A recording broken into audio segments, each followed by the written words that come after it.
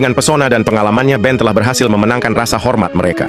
Namun, keadaan tak berjalan mulus selamanya. Suatu pagi, seperti biasa, Ben menjemput Julia. Dia membunyikan bel, lalu berbalik menunggu di dekat mobil. Namun suami Julia yang membuka pintu dan dengan ramah mengajaknya masuk untuk minum kopi.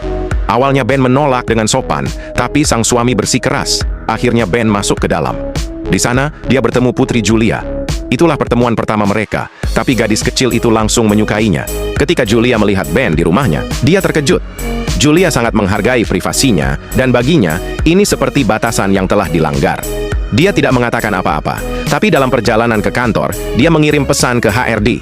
Dia meminta agar Ben ditugaskan kembali. Julia merasa Ben bisa membacanya terlalu mudah, bahwa dia melihat dirinya dengan cara yang tidak bisa dilakukan orang lain. Padahal bagi Ben, Julia hanyalah bosnya, seseorang yang dia kagumi dengan tulus. Dia menghargai ambisinya, menyukai semangatnya. Julia bahkan pernah datang ke gudang hanya untuk memantau hal sekecil pengemasan. Mungkin itulah sebabnya dia sukses. Suatu malam, Julia lembur di kantor. Ketika dia akhirnya mengangkat kepala, Ben masih duduk di mejanya. Julia sadar, Ben menunggunya. Akhirnya Julia mengambil makanan dan berbagi dengannya. Itulah pertama kalinya mereka benar-benar mengobrol. Ben bercerita bahwa dulu dia bekerja di pabrik percetakan. Tiba-tiba Julia teringat. Gedung ini dulunya memang pabrik percetakan. Saat itulah Julia menyadari, perusahaan ini sekarang berdiri di tempat yang sama, di mana Ben menghabiskan 40 tahun hidupnya. Ini bukan sekadar pekerjaan baginya, ini adalah rumah. Setelah sekian lama, dia kembali, kali ini sebagai karyawan magang. Malam itu, Julia merasakan sesuatu telah berubah. Cerita-cerita Ben lucu, penuh pertimbangan, dan berisi. Untuk pertama kalinya dia tertidur di mobil dengan tenang. Itu adalah tanda kepercayaan.